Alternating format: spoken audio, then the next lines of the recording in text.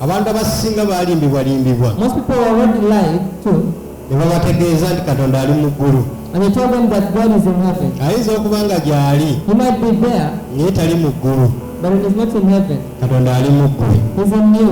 Mu linnya lya Mukama waffe Yesu. Jesus is name our Lord. Kati munda mu ggwe So within you, oba towulira bulamu bwa Katonda, you feel the life of nga God. towulira ssanyu lya bwa Katonda, You feel the happiness of God. kitegeeza waliwo omuzimu ogukuba gukutuddemu. It means there's a demon that is settled within you. Omulabe Sitaani yaba akutuddemu. The enemy devil has sat within you. Katonda mu ggulu taliiyo. God is in heaven is not Kubanga there. Bayibuli etugamba Because the Bible is telling us, olubereberye Katonda yatonda eggulu n'ensi. in the beginning God created the world and the heaven. Kitegeeza teyali mu ggulu, It means he wasn't in heaven. yali alina waali. He was based somewhere. Kati Katonda alina waali, So God is somewhere. eggulu yalisembeza mu mutima gwo He just brought the heavens close to your heart. era bw'alituulamu So when he sits within you, osobola okufuna amaanyi ag'obutonzi you may get the power or the wisdom of n'olwako creation ky'otonda mu bulamu bwo. to create something in your life. Ekyo nno kye kituleta ku Sande, And that is what brings us on Sabbath. tufune amaanyi ag'obutonzi. So you may get the power of creation. Ffe tuddeyo ate tubeeko bye tutonda. So that we can also go back and become creators. Tukomeyo tuweere Yesu obujulizi Then we can come back and testify unto Jesus. mu linnya lya Mukama waffe In Yesu. Jesus' name our Lord. Kati amaanyi ago ag'obutonzi So that power of co-creating, twale mu gazuukusa, we fail to arise it. to activate it. We fail to activate it. Kati twetaaga ne tugazuukusa. So we need to activate it. Abalokole bangi nnyo So most born again, omwoyo omutukuvu bamwogerako bwogezi, just speak about the Holy Spirit. naye ng'ate omwoyo omutukuvu Yet the Holy Spirit ge maanyi ye Katonda oba ye ggulu Katonda lye yakusindikira is the power, it is the heavens that God sent you to. libeere ddala munda mu ggwe. It could settle within you. Kati lwananga nnyo So always fight so much. oyagala okubeera ow'enjawulo If you want to be unique, munda mu ggwe within you, obeere n'omwoyo owa Katonda. you should have the Spirit of the Lord. Ne w'olisaba Even when you pray, nga munda mu ggwe temuli mwoyo wa Katonda, when within you there is no Spirit of God, ogenda okuba osabira bwereere. you have prayed for nothing. Ne w'olisiiba Even when you fast, nga munda mu ggwe tolinaamu mwoyo mutukuvu, yet within you don't have the Holy Spirit, ogenda kuba nga osibira bwereere. you have fasted for vain. Ne wenzijja wano Even when I come ne here mbuulira enjiri and I preach the gospel, n'ekunyumira and No, enjoy it, and you love it so much, nga telinaamu mwoyo and mutukuvu, it doesn't have the Holy Spirit, era ejja kuba nga omwogezi omulala. so it will just be like any other speaker. Kandi ffe abalokole kituwa enjawulo, So what gives us a difference born again? twetaaga omwoyo wa Katonda In the Spirit of the Lord, atubeererewo mu byonna, to be there for us in every kubanga way, ye Katonda waffe because He's our God. mu linnya erya Mukama waffe In Yesu. Jesus' name. Kati olwaleero njagala oyambala amaanyi, They want you to dress the power. onda muggo owulire amaanyi, We need to feel the power. owulire ng'omwoyo omutukuvu omuzuukusizza, Feel like you've activated the Holy Spirit. kubanga tali wala nnyo naawe, Because He's not far away from you. ali munda mu ggwe, He's just within you. naye ggwe wagaana omuzuukusa. So you fail to activate Singa it. abalokole ffenna If people all born again ng'okuzuukusa omwoyo wa Katonda, learn how to activate the Holy Spirit, tugenda kubeera banjawulo we shall be so unique. mu linnya erya Mukama waffe Yesu. In Jesus' name. Omwoyo wa Katonda The Spirit of the Lord, ye zaabu Katonda gwe yateeka wabbali mu mutima gwo, it is the treasure that God put aside in your heart. nga k'omumala n'omubikkula But when you just open it, togenda kusigala kyekimu. you don't remain the same. Actually bino bye tusaba Mukama mpe emmotoka, These things that we pray that God give us cars, mpe ennyumba, God give us houses, mpa school fees, give us space, byonna temuli makulu. it doesn't have any value. Tubyogera naye amakulu tegaliimu. We speak all that, but it doesn't have any value. Amakulu agali mu kusaba The value that is in the nina prayer. musaba mwoyo wa Katonda. Pray the Spirit of the Lord. Omwoyo wa Katonda waanajja When the Spirit of the Lord comes, ne by'otasabye ajja bikuwa, even those that you pray no, kubanga yagala omusooke munoonye obwakabaka bwa Katonda. seek first the kingdom of heaven. Kati obwakabaka bwa Katonda In the kingdom of heaven, kwe kufuna omwoyo wa Katonda. the Holy Spirit. Bw'otalifuna mwoyo wa Katonda, You don't get the Holy Spirit. obwakabaka bwa Katonda ogenda bunyumyako bunyumye, You just keep on talking about the ogenda kingdom of heaven. bwogerako bwogezi, You just speak about it. ogenda bulengerako bulengezi, You just look up to it, naye nga gwe tekukuyamba. but it will never help you. Katonda okukuyamba, God helping you, okukuyamba ebyaddala, helping you indeed. oteekeddwa okuba ng'oli mu mwoyo we You have to be in His mu Spirit. linnya erya Mukama waffe In Yesu. Jesus' name, our Lord. Kati omala biseera So don't waste time ng'osaba bitakugasa, praying for what will not value you. osaba biseera Don't waste time ng'osaba ennyumba nnungi, praying for a good house. tomala biseera Don't waste time ng'osaba emmotoka, praying for a car. byonna osobola okubisaba You can pray for all that, naye wadde wali obisabye but even if you've ever prayed for it, tolina bifuna. you've not gotten it. Ekintu ky'osobola okufuna What you can get, ne kikuleetera byonna and it brings you ye everything. mwoyo wa Katonda. The Spirit of the Lord. Kubanga omwoyo wa Katonda Because the Spirit of the lwe Lord lulimi lwa Katonda. is God's tongue. Lwe lulimi lwammwe talutegeera. When you doesn't understand your tongue, Bino by'okanye osaba these things that you keep praying, nga you tabitegeera. doesn't understand. Bayibuli etugamba Bible tells us, nti bw'atyo omwoyo wa Katonda when God, the Spirit of the Lord, yakwegayirira n'okusinda okungi. even pleaded unto you with Kakati much pleasure. olwaleero So today, njagala onoonye omwoyo wa I want to Katonda. seek for the Spirit of the Lord. Sinakindi omuzuukuse. Even if it's not to just activate it, Onaamuzuukusa if you activate that, ojja kuba n'obulamu you have life bwe weetaaga that you need. mu linnya lya Mukama In waffe Yesu. Jesus' name, our Lord. Naye abalokole twalokoka But then again, we got saved. newankubadde twayatula Even if we confess, tukyalinya ng'abantu abatannayatula. we are still like those who did not confess. Ebizibu bikyatulumba ng'ab'ensi. Things are still attacking us like those of the Ensonga world. buli lunaku That is why every day mu nsi yonna in the whole world, wabaayo emitwalo nga 10 there are like 10,000 egy'abalokole egyonoona sinakindi kakadde kalamba. 10,000 is born again even sin, even not even, maybe even 1 million. Abalokole bagwa. You find them going Ekifo astray. ky'okwongera ku nnamba Instead of increasing, tugwa bugwi. we're just going Nti bwe astray. baalokoka When they got saved, tebaatwaana kunoonya mwoyo mutukuvu. they did not mind about seeking the Holy Spirit. So na bino byonna by'okola So these things that you all do, tosobola bikola you cannot do them nga tolina mwoyo wa without the Katonda. Holy Spirit. Ekigenda okufuula ow'enjawulo What is going to make you peculiar ng'omaze okufuna omwoyo wa Katonda. after getting the Spirit of the Lord? Naye ojja kusaba ng'abantu abalala bwe basaba. But you pray like the rest of the Ojja people. kusaba ng'Abakatoliki bwe basaba. Pray like the Catholics do. Ojja kusaba ng'Abasiraamu bwe Pray basaba. like the Muslims pray.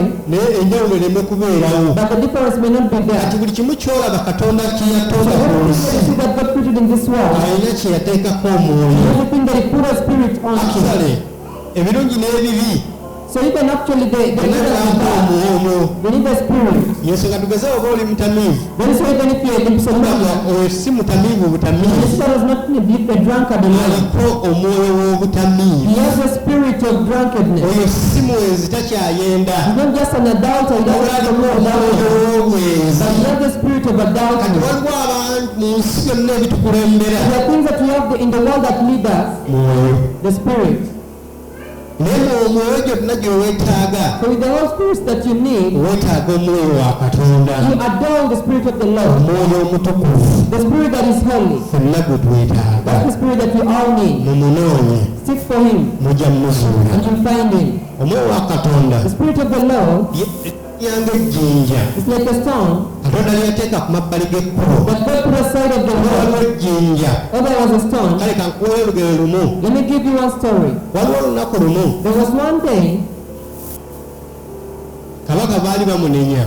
they were blaming the king. Takola nguudo. He does not construct Naye roads. n'akola oluguudo. Then not only constructed, Musajja we tunaalekawo ejjinja. then he left a stone somewhere. Naye mu jjinja eryo So by that stone, n'ateekamu zaabu. then he put gold, N'ateekamu obugagga. he put wealth at Kubanga that ssente z'edda zaali zaabu. because the money of all days was gold. Kati zaabu n'amuleka wakati mu luguudo. So he put gold amidst the road N'ateekawo ejjinja eddene. and he put a big stone on it. N'addaawaako we yeekweka. Then he hid somewhere. Naye ng'alaba buli kanaku abantu bayitawo. But he could see people passing by Ono everywhere. n'ayitawo n'agenda. This one passes and he goes. N'abazaana be ne bayitawo ne bagenda. Then the servants pass and they go. N'abantu bonna ne bayitawo ne bagenda. Even all people pass and Naye ne go. wajjawo omusajja omu But there omukadde. came one old man. Eyali omukadde One man was old. ng'alina nga abantu gyakoma okuyitawo Whenever he could pass there, gye bakoma okuvunaana kabaka.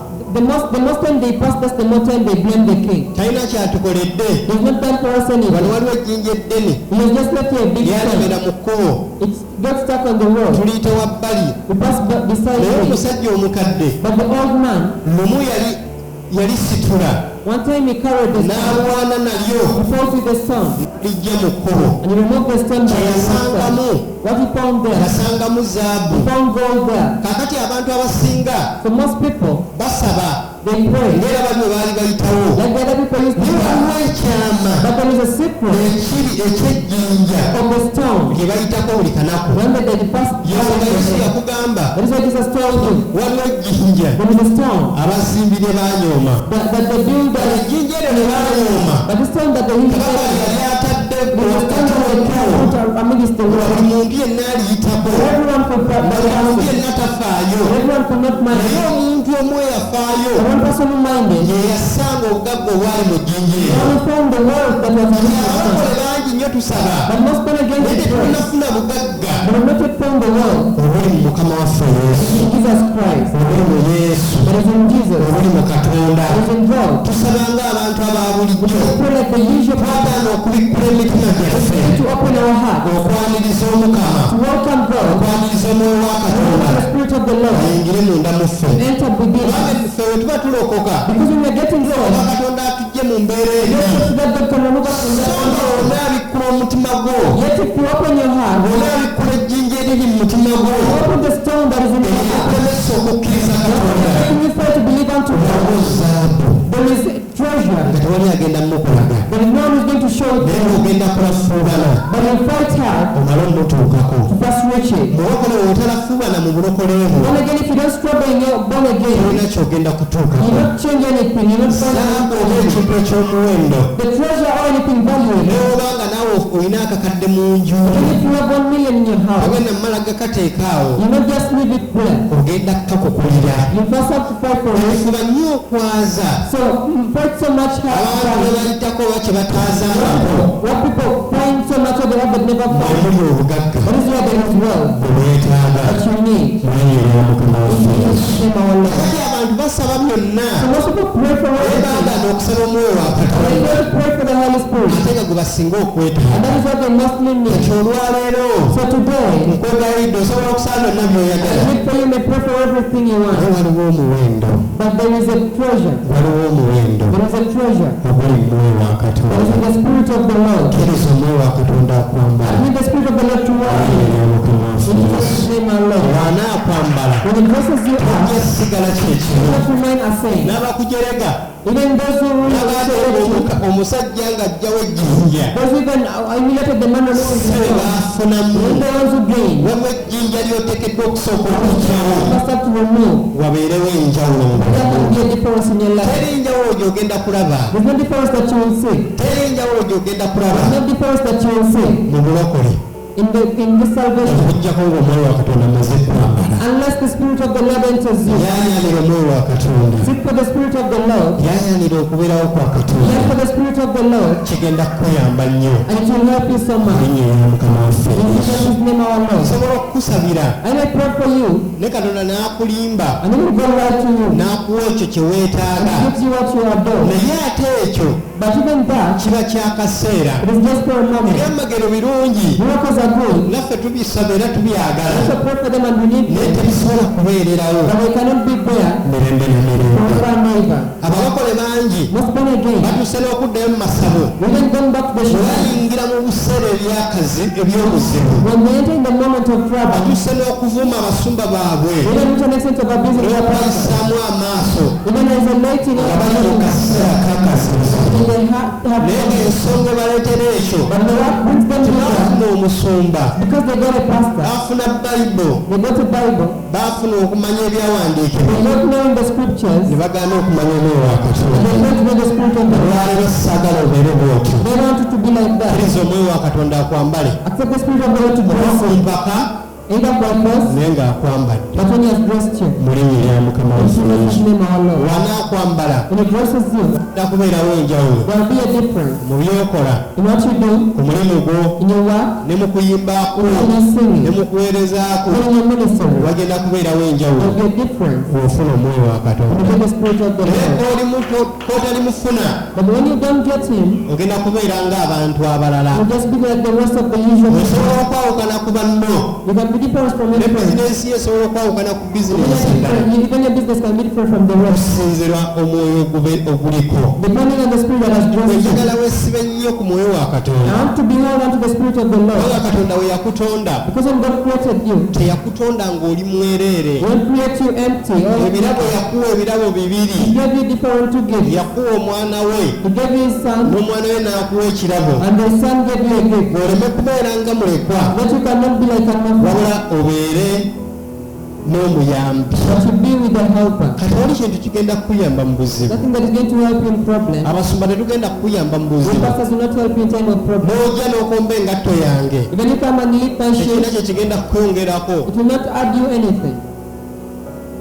Wabula w'onaafuna omwoyo wa Katonda When you get the Spirit of the Lord, ojja kumanya you will know, era ojja kufuna ekikwongerezebwako and you will get an additive mu bulamu bwo. into your life. Kati olwaleero njogera bwe nti If I'm speaking like this, kubanga abalokole mufuuse abantu aba bulijjo. because born again you become like the usual Teri people. mulokole yeeragulako ekintu ne kibaawo. If not born again who prophesies as something Teri else. mulokole yeesabira n'awona. If not born again who prays for himself when he gets through. Kubanga olina bigambo byereere Because you only have words alone. ebitaliimu mwoyo wa Katonda. You have the Spirit of the Lord. Omwoyo wa Katonda The Spirit of the Lord. newoyogera ekintu nga tekirimu makulu Even if you speak of something and it naye doesn't nga have kirimu value, omwoyo wa Katonda kiba kya makulu nnyo. but something that has the Holy Spirit is N'okusinga something okwogera that is ekintu ekyamakulu rather something that you've spoken nga that is kirimu omwoyo value. wa You Katonda. have the Spirit of the Lord.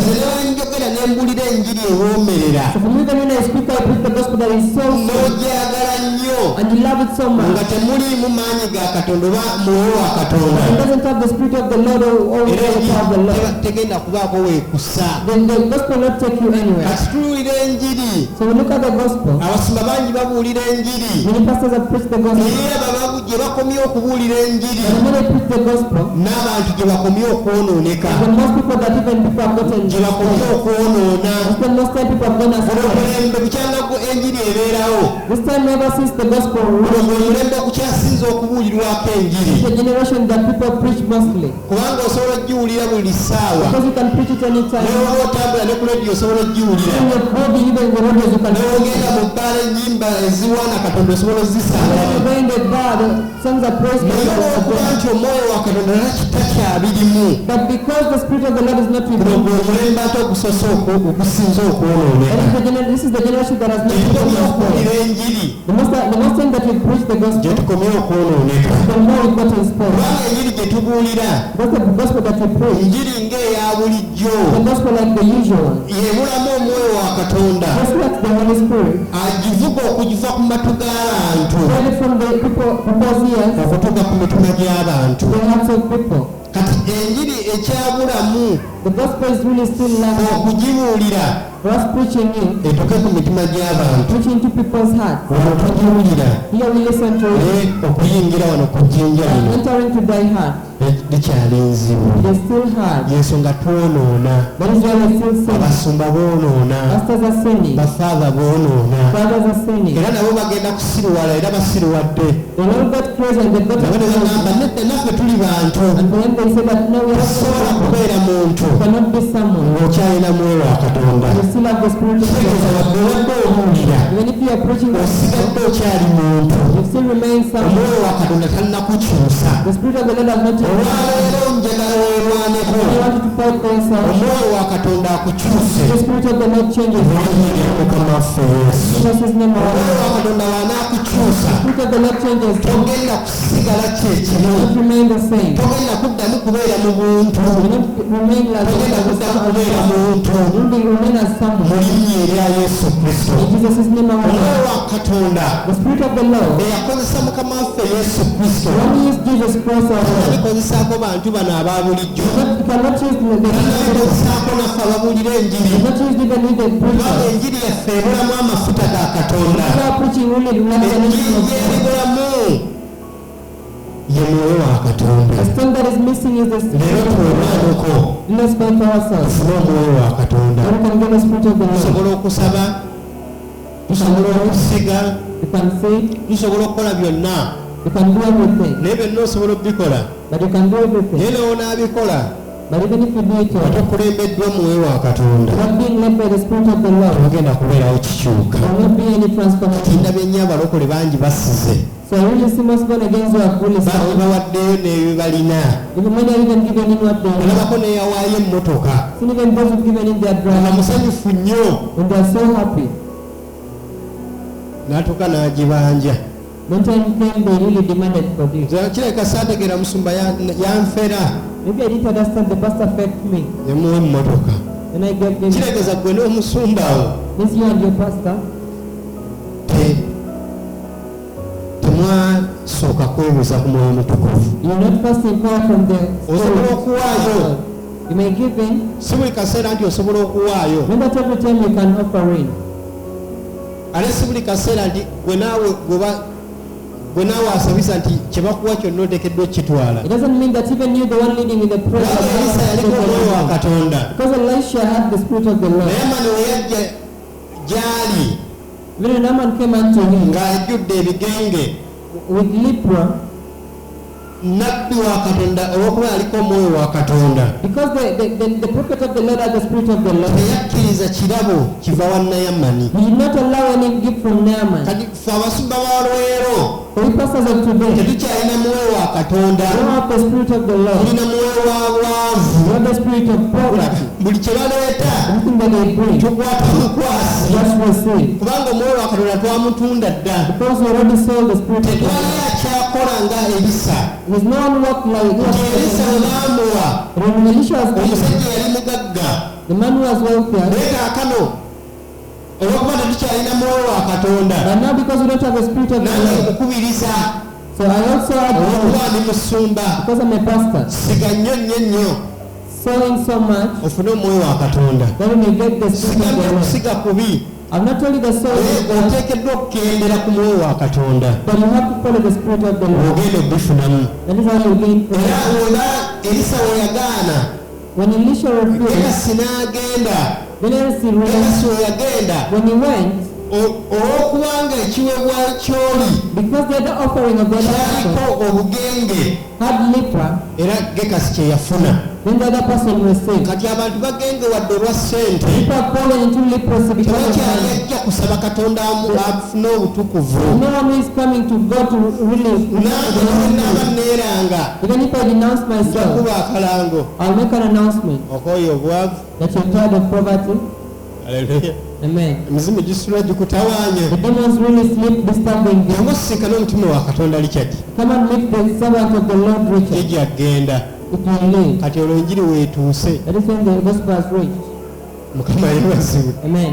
Mukama yeebazibwe. Amen. Kati abantu basigalwa bwetaavu bwa kkanisa. So most people do not sow because of the necessity of the church. Basigalwa bwetaavu bwa musumba. They sow because of the necessity of the pastor. Tukola nga ssente zammwe tujja zigulamu obuleega nga tubugulira bakazi. That is why your money we shall use it to buy bras when you're buying it for the women. Mu linnya lya Mukama waffe Yesu. Amen.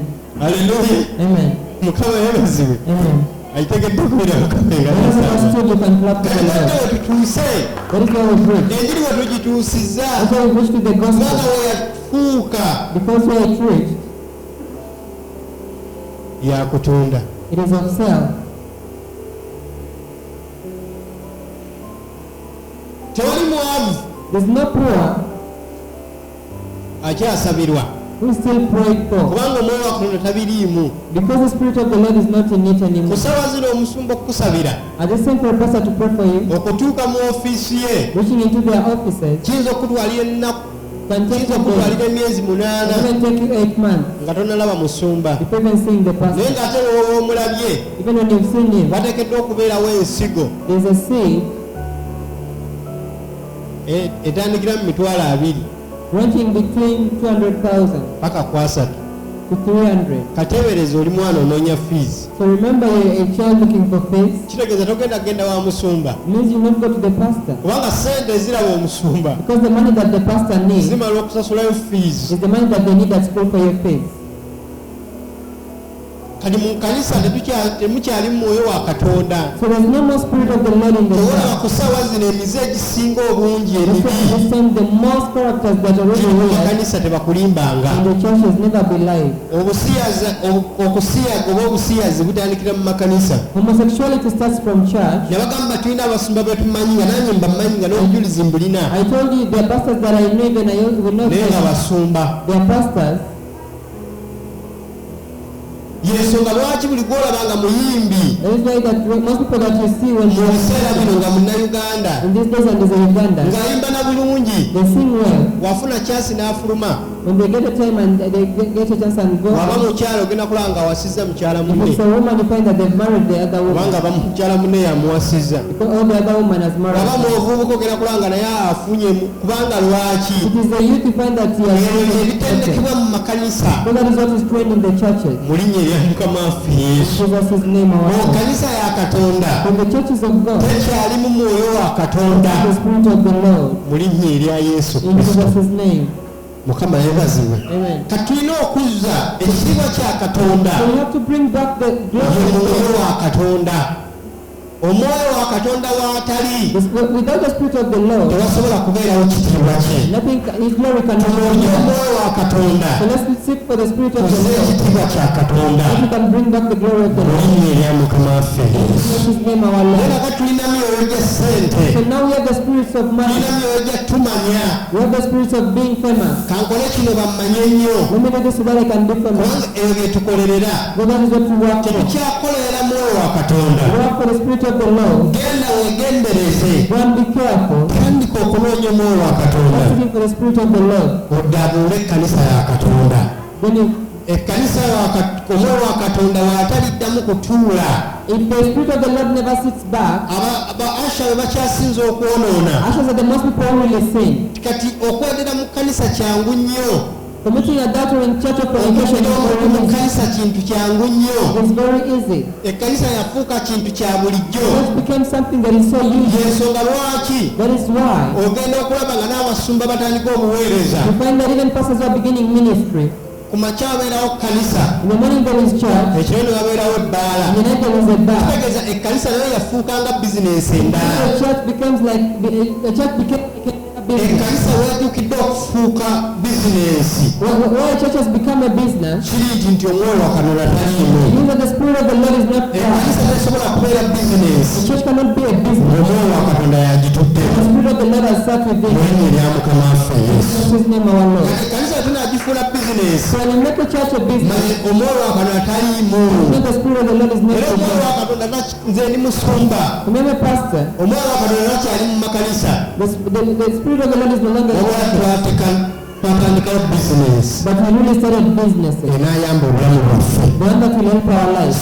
Ekintu ekikyamu ennyo Something that is really wrong. mu linnya erya Mukama waffe In Yesu. his name, our Lord. Kati omwoyo wa mutukuvu yatudduka. So the Holy Spirit really ran away from us. Abantu ne bagezaako okusaba tebatuuka ku kye baagala. And when people pray, they don't reach their destination. Tebafuna ekyo kye basabira. They don't get what they really destined Abantu for. abasinga bafuna Some okutiisibwatiisibwa. people even become cowardice. Tomanyi mbuto bammeka abasumba ze baakajjamu. You don't know how many pregnancies the pastors have aborted even. Nnyingi nnyo. There are only many. Bano tomanyi ba Asha mbuto ze You baakajjamu. don't know how many pregnancies that Naye nga the mwana pastors have baali mu aborted. nsi nga tebannalokoka. Remember that they were in the world before getting saved. Ojja basanga tebajjanga mu lubuto. And you find that they have never been. Naye bw'abayingira mu bulowozi But when they entered into ne bagamba salvation, leero twatudde. and they see that they have Ensonga cancer, abantu bangi nnyo. even most people, Obulokole tebukyalina makulu. salvation does not really have any power. Lwaba Because omwoyo wa Katonda Spirit of Lord tulamudde really is trying to sit n'agamutera mu makanisa. and they don't sit in the Tebuliba church. na makulu.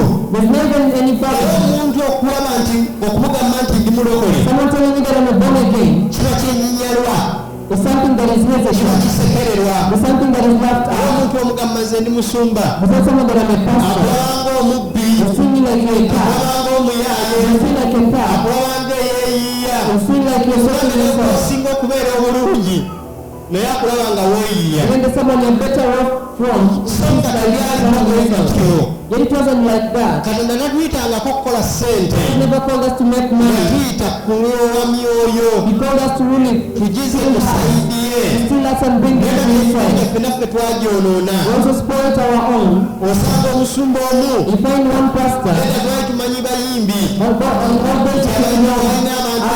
Abaana abangi. We used to think that the ones who have many people. Naye kaakano abasumba. But I think that today then Waliwo n'abasumba abaweza abaana 100. the pastors who have 100 children. Olunaku lwe balifa. The day they will die, Olijja n'oŋŋamba. you'll come and tell me. Mu linnya erya Mukama waffe In Yesu. Jesus' name, Kubanga Lord. temukyalina makulu. You don't have any value. Tetubulya tekyalina makulu. What you preach does not have value. Lwakuba teriimu mwoyo wa Katonda. Because there is no spirit of the Lord.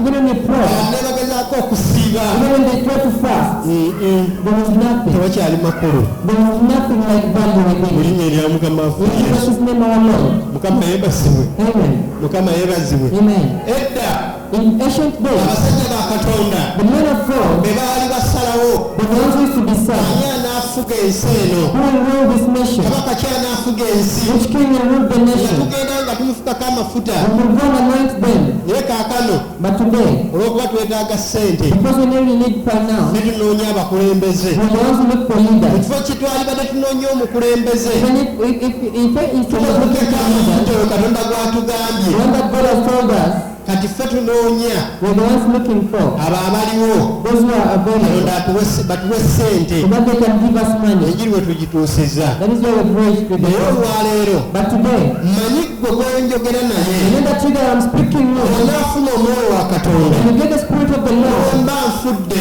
even if I've died, bwe mba siriiwo, even if I'm not around, omwoyo oyo ajja kukuvuga let that spirit drive okola you, enjawulo. that you can do Mu linnya peculiarly. lya Mukama waffe In Yesu. Jesus' name, our Lord. Tandika okunoonya omwoyo wa So let Katonda. us pray for the spirit of the Lord, Tuze ekitiibwa kya so we Katonda. can bring back the glory of the Lord. Tusaba visa buli sa nga gyobera Katonda atutuma visa.